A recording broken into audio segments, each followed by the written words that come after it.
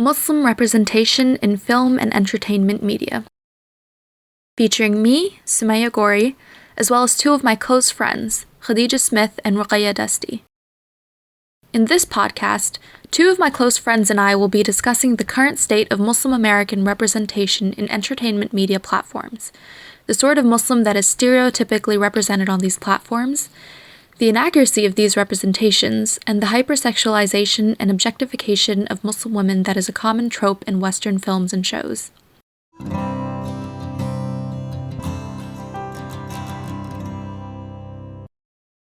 Okay, so I think we should start this podcast by introducing ourselves. My name is Sumaya.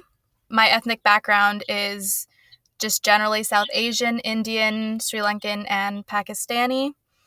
I'm a college-age student studying at the University of Maryland. And yeah, that's basically me. All right, Khadija, are you next? Sure. Okay, so my name is Khadija. I am a junior at the University of Maryland. And my ethnic background is Indian, Pakistani, and white. I was born in Jeddah and then raised between Virginia and Maryland. Okay, my name is Ruqayya. I am graduating from community college, so I'm a junior, but looking to transfer, inshallah, soon, not really sure where. Both of my parents are immigrants. My dad came from Pakistan, and my mom is from Guinea, West Africa, so I'm from a mixed background. That's probably it. Is there anything else? I don't know. I think that's pretty good. I think that I should also state that both my parents immigrated to the U.S., but I was born in New York and raised in a not very culturally defined household. I wasn't raised with a lot of cultural norms from people that are of that background. So I guess that's us. So for this digital project, I'm trying to create a podcast where we discuss how Muslims have been represented in film and entertainment media, the repercussions of how we've been represented, and what would make Muslim representation more representative of actual Muslims who live in Western societies, and what things need to be removed from the narrative that is being presented in film and media. So my first topic is to figure out whether representation of Muslims in entertainment media is important and why it is important. So what do you guys think? Do you think it's important to have Muslim representation in entertainment media?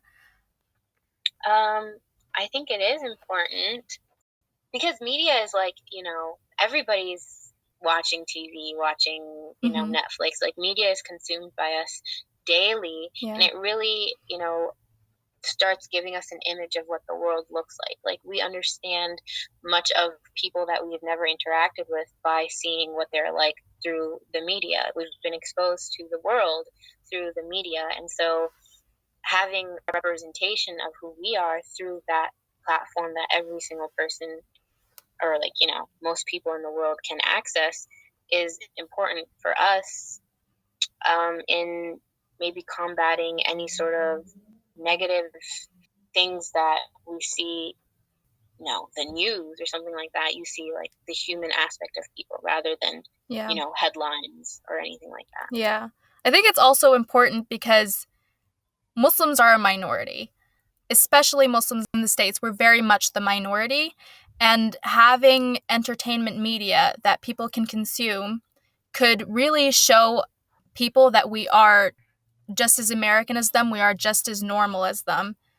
And I think it's one of the best ways to really incorporate that narrative into Western film, Western cinema, especially because we're a minority, but we're not a minority that's generally looked at in a positive light. We have a very negative light that people see us through. And so I think it's important, especially for us, because it could help people see us as the type of people that we actually are. Right, and it's also in a non-forceful kind of in your face way. It's more of this is a story. you know, showing representation in like TV shows, and like, you know, not like throwing it in your face, kind of like, this is a character, and by the way, this character is Muslim, and this is what Muslims are like, is like subconscious way of bringing Muslims into a positive light. Yeah.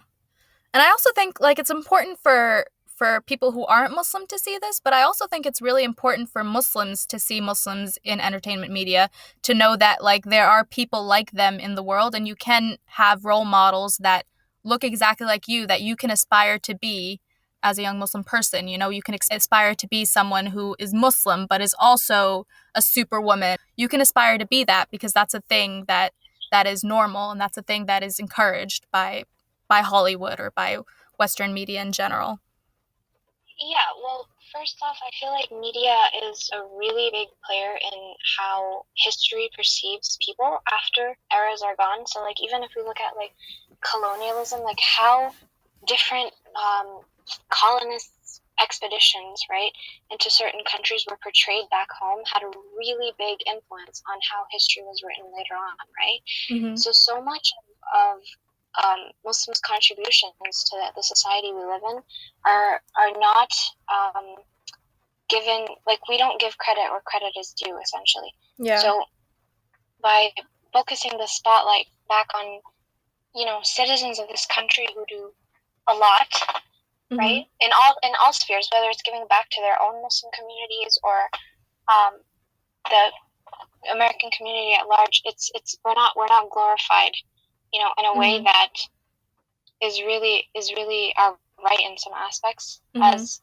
other religious denominations or ethnic denominations they're given that, they're Mm-hmm. afforded that.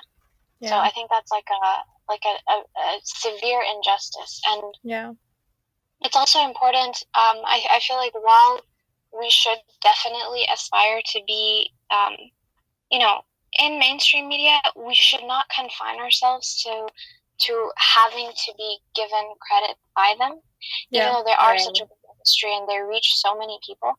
But we shouldn't ever, because sometimes you will not find a reconciliation between certain ideals and your own, Mm-hmm. and that's what leads leads the way to people changing themselves, or Yeah. to yeah, modify or adapt their beliefs or their behaviors in order to get that spotlight, just to get it. yeah, And so it's really important to make sure that we're deriving our attention where we want it to be, and Mhm. how we define it. So if that means, you know, like even in the sphere of Hollywood, if that means not taking certain jobs, if that means not agreeing, you know, things are going to be hard because we're dealing with, like, not everyone wants to see us the way we are, and we have to understand that. yeah, Like, it's sometimes it's not always just ignorance, or not always just not doing a bit of extra research. Sometimes it's an agenda, and we do have to acknowledge that it's actually a very dangerous thing with media in comparison to the news representation. Sometimes you know, big corporations don't want to portray us the way we are because it affects the narrative that gives them power. yeah, So I think that's really important, but definitely media is something.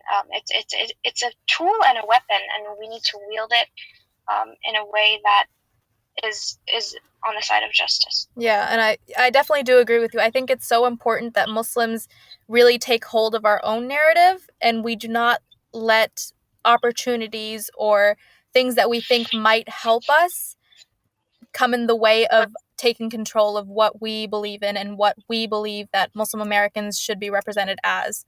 Definitely. Yeah. 100%. So, speaking of what Muslims are generally represented as in media, how would you describe the average, like, Muslim represented in Western media? What does that look like?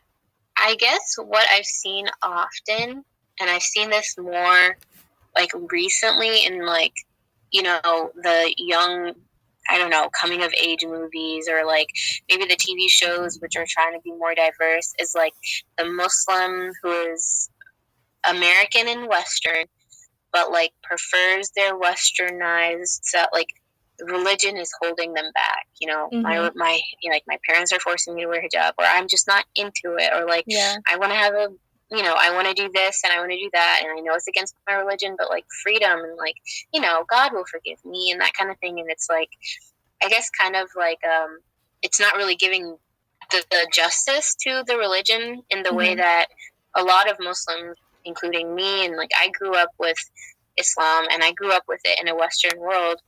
But and I struggled in some aspects with, you know, religion and Islam, but it was never in a way that I was like, ugh, you know, I hate my religion and it's holding me back and I just want to do all the things that the American people are doing. And it's like putting, I guess, American ideals or like, you know, what America or what Western people think as like, you know, amazing things. And it's like we're trapped by Islam and, you know, we need to like express ourselves and we're not being able to do that with our own religion. That's kind of what I'm seeing often portrayed in entertainment media.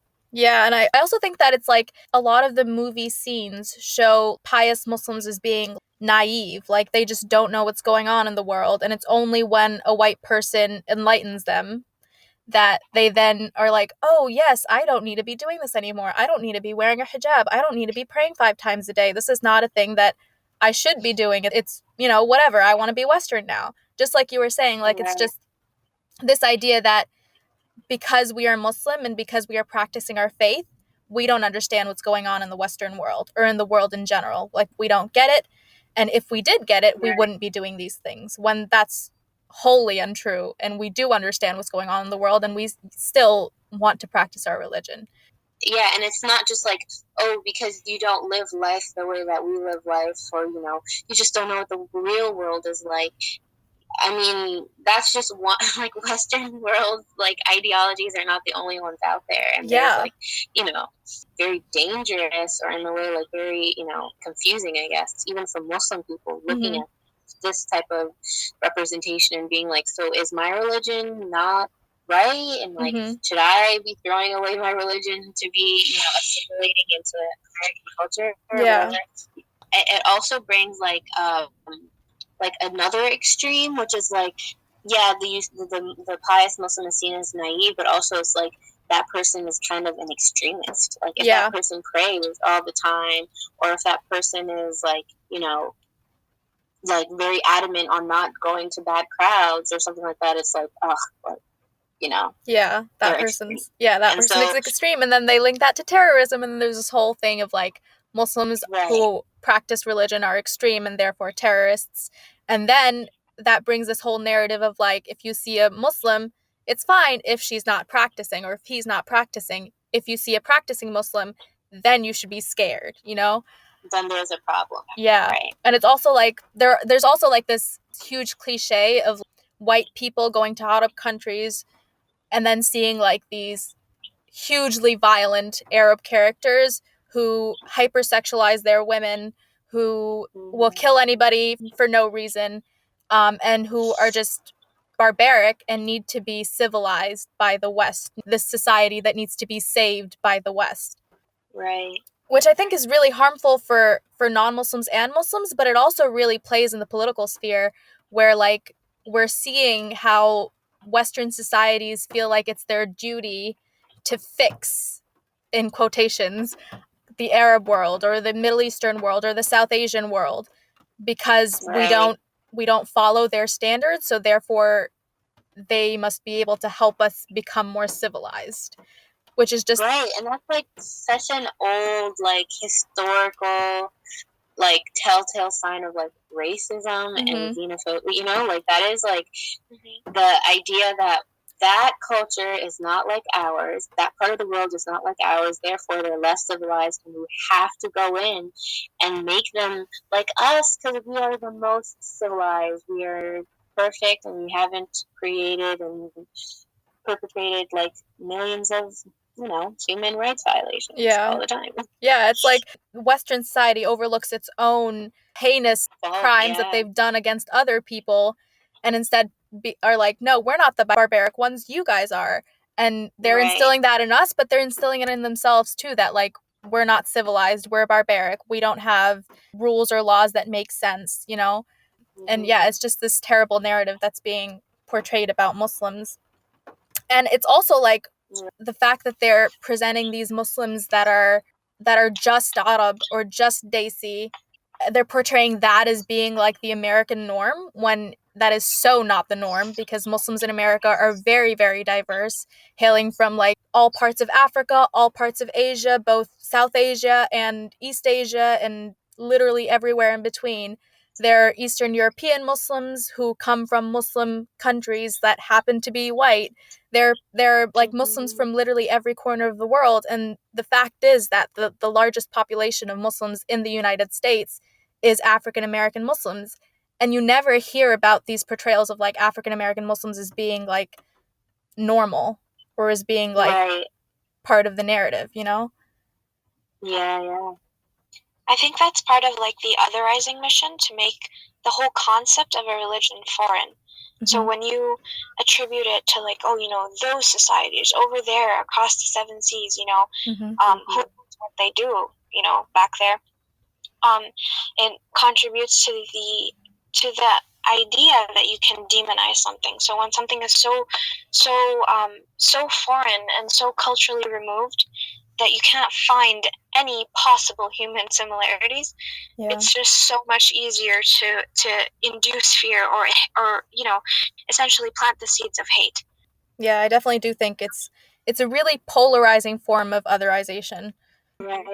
But it's not just like the people that Western media gets completely incorrect. It's also literally every aspect of being Muslim. Sometimes they get some of it right, sometimes they get most of it right, but there's always a couple of things that, like, if a Muslim had helped you with this, you wouldn't be having these inaccuracies. Like, if someone who knew what they were talking about looked at this movie before you decided to push it out to the public, they would have told you that these are not things that Muslims do. This is inaccurate. This is wrong, you know? Or maybe it's not like, let's create a story around proper representation around Muslims or whatever. It's more of like, we have a story and we want to add some diversity and we want to add some pizzazz. So let's add a Muslim, but like, let's make sure this Muslim is as mild and exactly how we want it to be. And so, yeah, we'll get some consulting. Maybe we'll have a Muslim on board or something, but this Muslim has to share our beliefs completely. It's like, yeah, you can practice your religion as long as you approve. Yeah. But it's also like they just get everything wrong. Like the clothing that Muslim people wear, like if they're talking about modesty and how you're being modest, sometimes they'll show people in like skin tight jeans, when sure, that's like, some people do wear that, some Muslims do wear that, and that's fine. But if you're talking about a topic that's concerning modesty, it would make sense to show someone who dresses a little bit more modest, you know? Or if that was one of the things that the character really tried to implement, it would make sense to show a character that was implementing that, you know? Right. And also to show that, like, just because they're modest doesn't mean like they dress, you know, blandly, or like, yeah, Muslim women and men, they know how to style themselves. We have fashion. Like, right, exactly. But to show that too. Yeah, definitely. And it's, and that makes me mad, but I think what makes me even more angry is the way that they portray like Muslims speaking. Like the majority of time when you see Muslims speaking in movies, they have these heavy accents that are often not even from the place that they're trying to present themselves as being from. And a lot of the times these accents are not even like authentic accents. Like they're actors, a lot of times white actors, that are told to play Muslims using these like grossly inaccurate accents that Muslims don't have, and that like are just there to show that they're Muslim, when in fact like a whole lot of Muslims don't have accents. Yes, sure, there are Muslims who have accents, but when you're having a character play someone who has an accent, it's another type of othering. Like, it's saying that yes, these Muslims are different from us because they come from different places, and also they have these accents. I don't know, it's really concerning to me that you feel the need to have Muslims play people with accents, because in your mind all Muslims are people from other places, people who don't belong here, when in fact the majority of them were born here and are from here, and this is the only culture that they know. Yeah. Another really dangerous thing about the whole, putting people into the mold of using an accent or like being that stereotypical immigrant is that usually with the accents comes this sort of like deterioration of mental capacity. Like if you have an accent, it's not just that, oh, okay, I'm not fluent in expressing my ideas in a certain language, because that's what an accent is, right? It's, okay, they don't know English, so therefore they're dumb, right?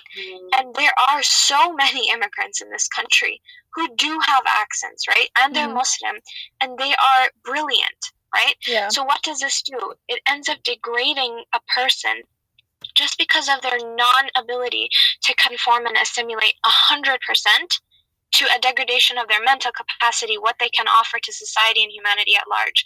So it's like, it almost always, like, they make them look idiotic almost, right? If they have an accent. It's never, like, there's no dynamic story behind that person. They're usually just bumbling and fumbling and not even able to express themselves. So that's like a really, really dangerous ploy that's used in the media.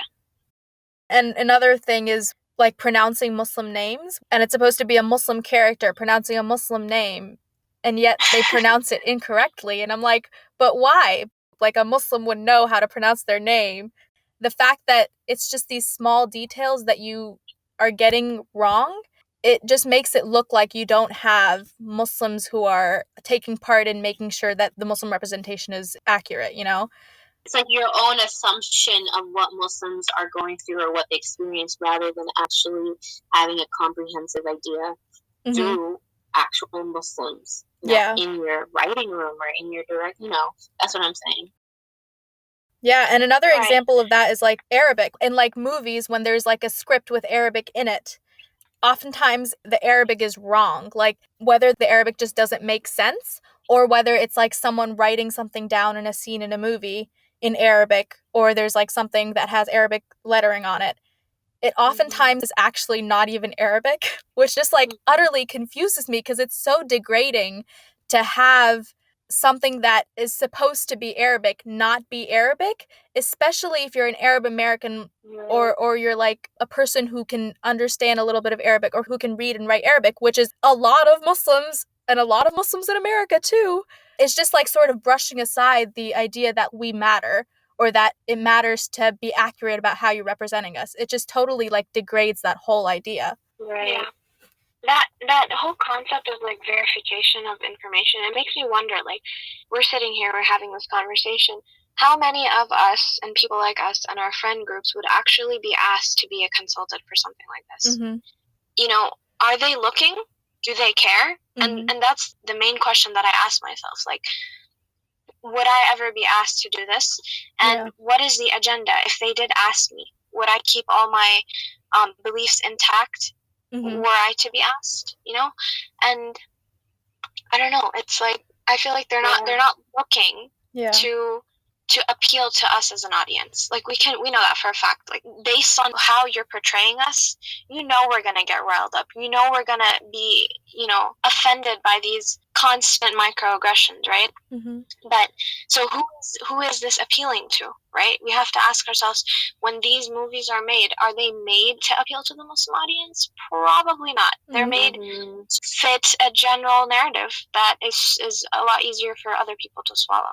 Yeah. And that's why exactly what you said is like exactly why the idea that like any representation is good representation and like you just need our name to be out there.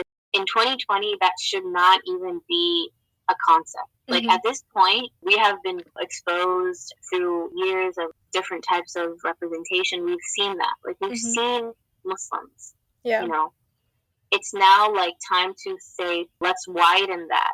There's not just this type of Muslims, there's so many more. And it's like, there are so many Muslims that are in your communities in America who can tell their own story. That's what you should be focusing on. So like, now it's not about like any representation, it's like proper representation. Yeah, and I think what Khadija mentioned to me prior to when we started having this conversation, I think it was like sometime yesterday, you said something about like how in order for us to move forward, we have to unlearn the ideas that we currently have about Muslims in order to relearn the right ideas about how Muslims actually are.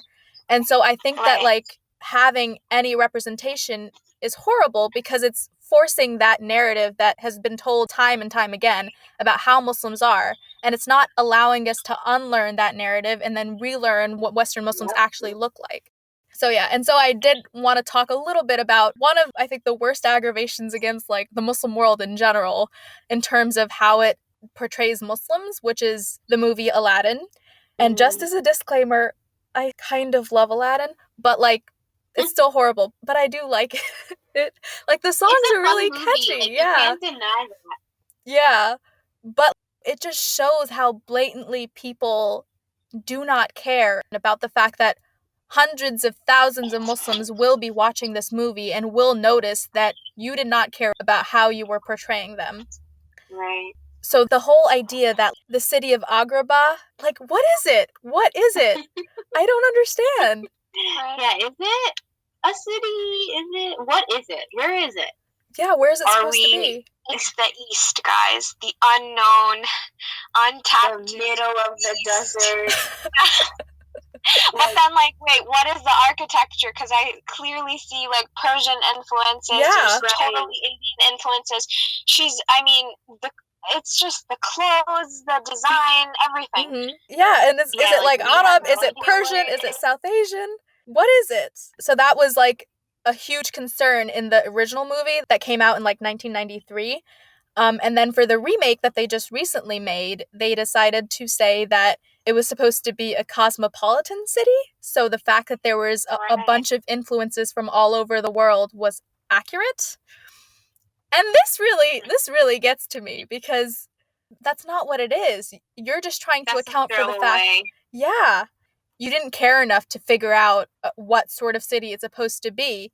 And you're just trying to push in as many cultures and ethnic backgrounds that you can that sort of represent what Muslims are, I guess. And just putting it as like a monolith.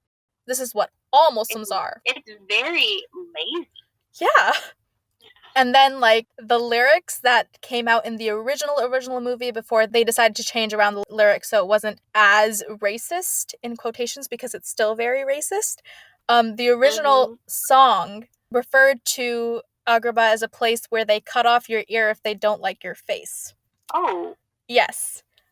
So, and then, what is that? It's not even like, that's horrible, but that's also horrible when you're showing this to children who will then grow up with these ideas about Muslims. I was going to say Arabs, but like, no, this is just generally Muslims. I think it's just like brown people. Yeah, like what? And it's kind of scary to think about, like, when you're younger, sometimes your parents or, like, people who are trying to, like, discipline you use references that you know from TV shows or movies to scare you. So just to think that's like, you know, if you do something bad, we're going to send you to Agrabah, or they're going to cut off your ears. That's not sending out a good message to your kids at all. Like, not at all. Yeah. And then I think after that, they spoke to some Muslim Arab American council, and they decided to take out that line. But they left in the line, it's barbaric, but hey, it's home.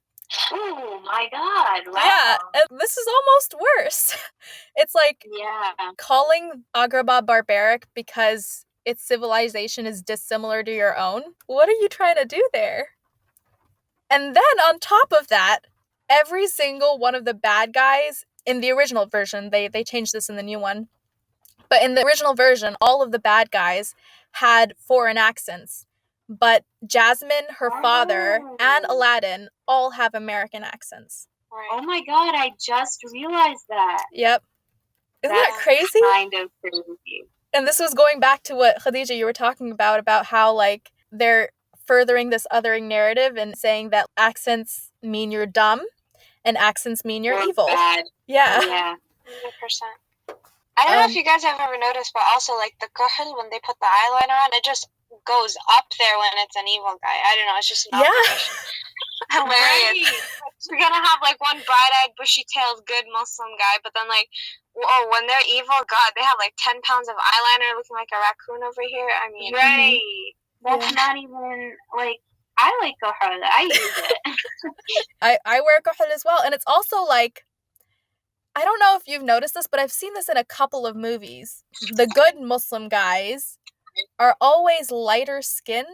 They're portraying this like, only the lighter skinned ones can actually be good, sort of. It's like whatever looks the most like white Americans is good.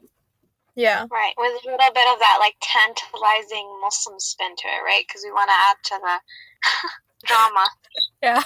Yeah, so I think these are all representations that we've seen in media, but nowadays, like the sort of films or TV shows that we're seeing centered around Muslims who are struggling with their Muslim identity, who don't pray, they don't fast, they don't visibly or even internally from what we see look Muslim. Even when they're main characters, they're not Muslims that represent Islam. Right. Have you seen the TV show, was it Remy? I think I saw like 5 seconds of it, realized I didn't like it, and stopped watching it. I was watching it only because it was about a Muslim. So I was like, this should have something that I can relate to, or that I can be like, this is somewhat me. Yeah. No, I mean, okay, so I watched one episode. My friend who is Muslim was like, this is so good. You realize, like, maybe halfway through the first episode is like, this is a character who is Muslim, and he's trying to be as modern as American as possible, but he is struggling big time because, you know, God has all these restrictions about girls and about premarital relations and about praying and how to make wudu and like all this stuff, and he's just like bogged down. And then he realizes, you know, in America, God will forgive you, you know, and it's just like, I guess, a struggle of Muslim identity and American identities, and it's just like, you know, like trying to, I guess, conform. I don't know, is it like, are you struggling with your Muslim identity, or like, I don't know, it's just this is like something that's been represented on and on again, is like American culture is just so appealing. It's so appealing. I really want to not be as practicing as a Muslim, and it's just so hard for me, you know? Yeah, and it's I don't want to discount like that narrative, because Muslims do sometimes struggle with the fact that they're Muslim in a Western society and they have to conform to all of these Western things but also be Muslim. That's a struggle that's there. But it's sometimes I'm like, are we really struggling with our identity as Muslims, or are we struggling with the fact that Western people cannot accept our identity as Muslims? Like, what are we actually struggling with? And why can't we ever see people who are pious and normal, like they have normal jobs, they do normal things, they're just human beings? Why is it always that we see this pious and extremist evil person, or pious and completely naive about the world sort of person, when I think we all know that it's very possible to be pious and normal? And in fact, there's a lot of Muslims in America who are pious and normal. Sure, there are Muslims who are not pious and who do try to be as Western as possible and try to stay as far away from their Muslim identity as they can. But that's not the norm. That's not what Muslims who believe in Islam and who live in the West, that's not how we live. Right, and it's also like, you know, we end up saying normal, but it's like, what is normal? What like, is normal? You know, like, Yeah, like we're all living in a society where, you know, there's so many different types of people, so many different types of cultures. Like, we don't have really a normal, and so like, if we keep on saying like whatever Western culture is, whatever they say that is normal, like that's what's kind of difficult for us, because it's like, because we're not like them and they are normal, we must be the most abnormal people there is. Yeah, why is normal what Western society dictates as normal? Exactly. And something that I was just thinking about, I wanted to highlight that, you know, as Americans, right?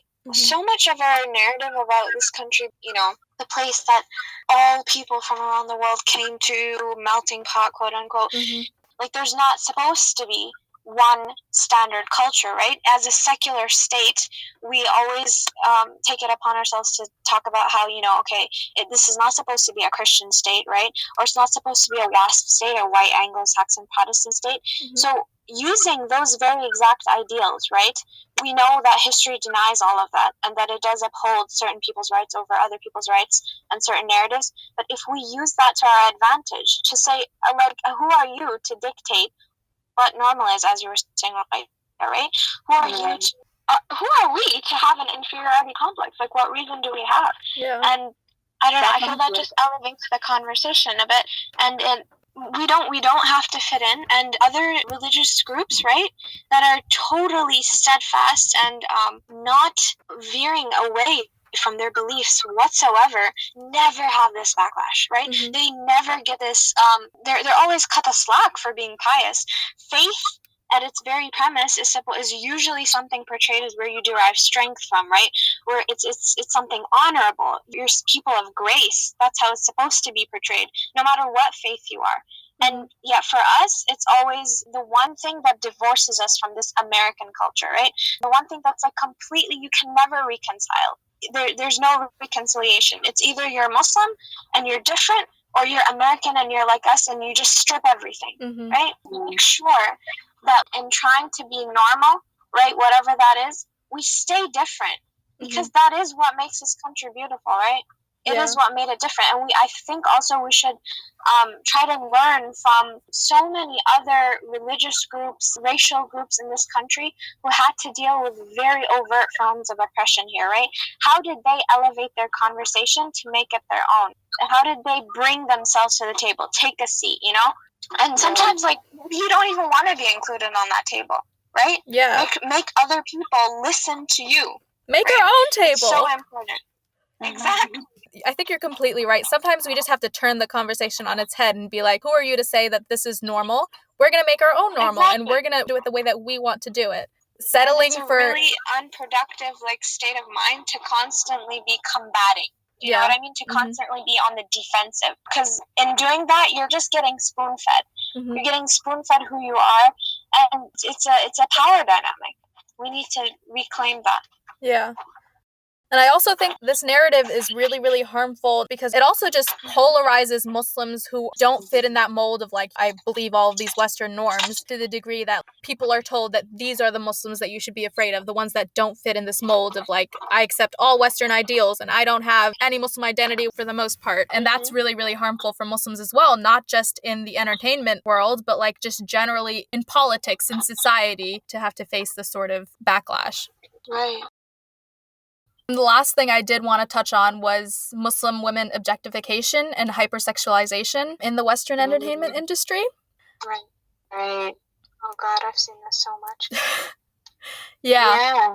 Either it's like the Muslim girl, pure and living in her society, innocent, you know, like a Cinderella type, you know, doe-eyed, falling in love with the white man, and just like being like, my religion is holding me back, and I need this man.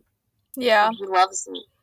And so I'm gonna, you know, that's like very often. I'm like, anytime somebody's like, I have a great book recommendation for you, and I look at a title or I look at the cover and it's like a white guy and a Muslim woman, I'm like, nah, I'm not interested. Yeah, it's like this common trope of like Muslim women falling in love with the savior white man who's saving her from like her culture and her Muslim identity. And when I was like, and her parents. Yeah, exactly. And when I was looking at this, it reminded me of something that I was in one of the classes I took last semester. We were talking about, and this was about like the British colonization of India, and it's this idea of the white man saves the brown woman from the brown man.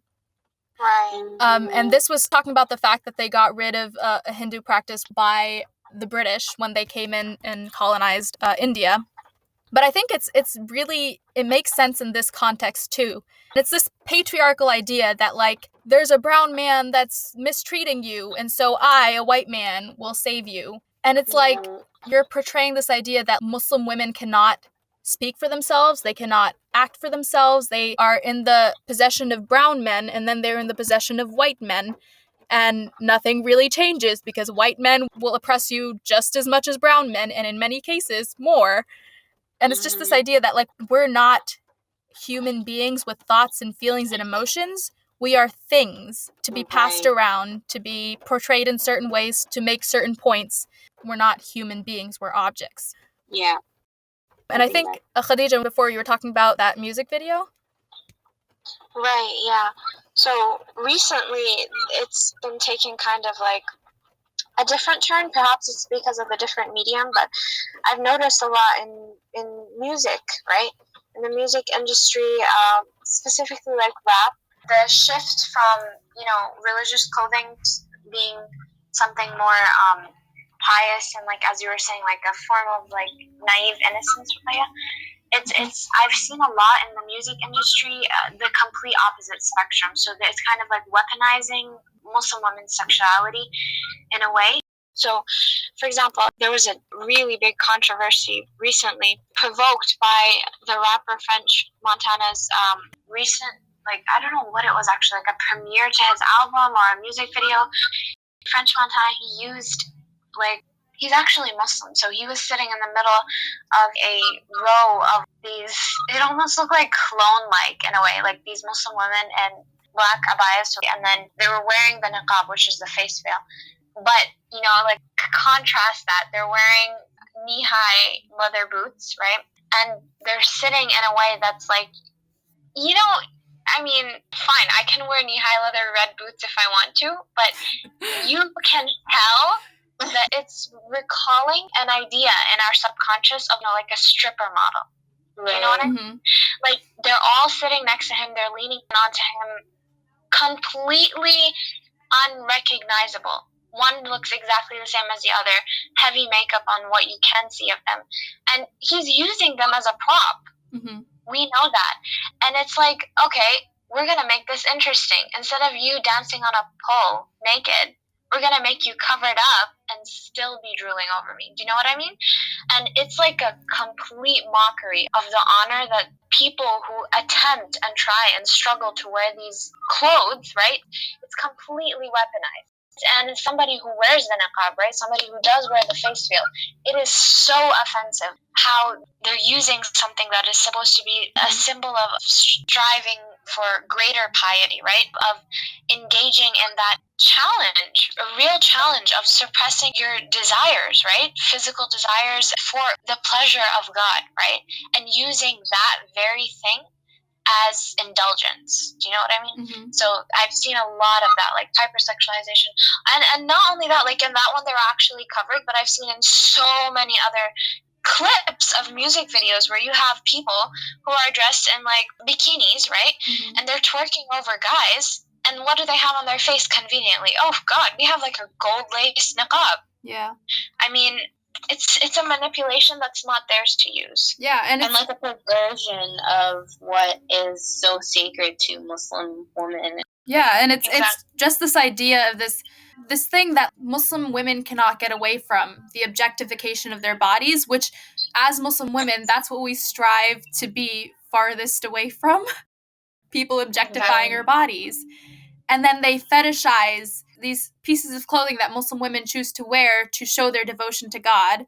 And it's also like, it's not just the way that we dress, but the fact that whenever Muslim women are in any sort of movie or anything like that, they're not portrayed as human. Like, why can't we ever be seen as just human beings? Why do we always have to be there to make some sort of political statement, to make some sort of statement about how Muslims are treated, to be the person that is saved by the white man, you know? Why can't we just be the complex beings that we are, that do things of our own accord without the help of any man, be him brown or white or whatever, you know? Right. We are these complex beings, and we never see ourselves portrayed as this.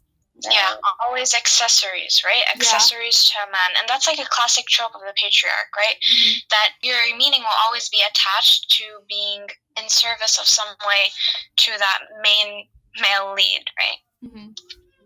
Yeah. I don't understand it, and I think that it's really detrimental to young Muslim women who are trying to find their way, who are trying to see role models who do a bunch of different things in all types of industries, but to see us as just accessories and to internalize those feelings about yourself, that's just so harmful for young Muslim women. Yeah. So when I was thinking of this specific aspect of how Muslims are portrayed, I was trying to think of one female figure who represents Islam but also does something other than be the Muslim character. And I was thinking of Ibtihaj Muhammad, who she's not in like entertainment in that she's not in film or TV or anything like that. But she is a Muslim character who's done something that wasn't related to her Islam. Like, she is a fencer, and that's what she is known for. Even though, okay, so she is known for being like a Muslim woman fencer, but like her thing is not just being that character. She has something that she does, something that she contributes to society with, and something that can really inspire young Muslim women to do something. Yeah. I feel like that's also like a way of also detaching Muslims from their Muslim identity when you say that, you know, you're a Muslim, but you're also this. Like, your faith should be exemplified in everything that you do, right? Mm-hmm. It shouldn't be something that constantly has to be removed or, you know, put a finger on. It's the same thing does not happen with other religious groups, period. Like, it's not like you say, okay, they were Christian and they did something. Like, you're a Christian and you're an author. No, you're a Muslim and you're an author. Like, it's not that the two have to be accentuated because what? Oh, wow, what a great, phenomenal thing that a Muslim could be something else besides being a Muslim. Right. Yeah. It's not an occupation. This is a way of life. In our religion, what we call our faith is deen. And deen does not even mean religion. It means a way of life, right? Can you divorce what you do every day from your way of life? Absolutely not. We see and do everything through the lens of being one who submits to God. In divorcing that, you're putting us into a box that we don't put ourselves into. Mm-hmm. It's same concept, right? Redefining ourselves. Yeah. Right. Well, this has been a great conversation. I think we really did touch on a lot of the main issues that I wanted to touch on relating to how Muslims are represented in film. And now I think it's time for us to think about different solutions to these issues, what we can do as young Muslim women that could further the narrative that we want to further. If there is anything that we can do, and if there isn't, what has to happen for us to be able to further our narrative. All right, inshallah. Thank you so much for having this platform. It was really nice to be able to bounce ideas off of each other. Yeah, like I was like we were just talking about this before about how like these are things that we talk about anyway. Exactly. Like, And the, you know, kitchen floor discussions with our parents all the time. And with each other, and just like, you know, we're having a party and suddenly it delves into like this ultra deep talk about, you know, why we're represented a certain way. And it's nice to be able to talk about it and really think about the different aspects of it without like it just being something that's not going to leave our houses. So yeah, so thank you both so much. I really, really do appreciate it. I know that I didn't give you that much of a heads up. So I really want to thank you so much for talking to me today about this issue. No problem, inshallah. Okay. Take care, guys. Take care, Khadija. Wa alaikum salam. Assalamu alaikum, Ruqayya. Wa alaikum salam.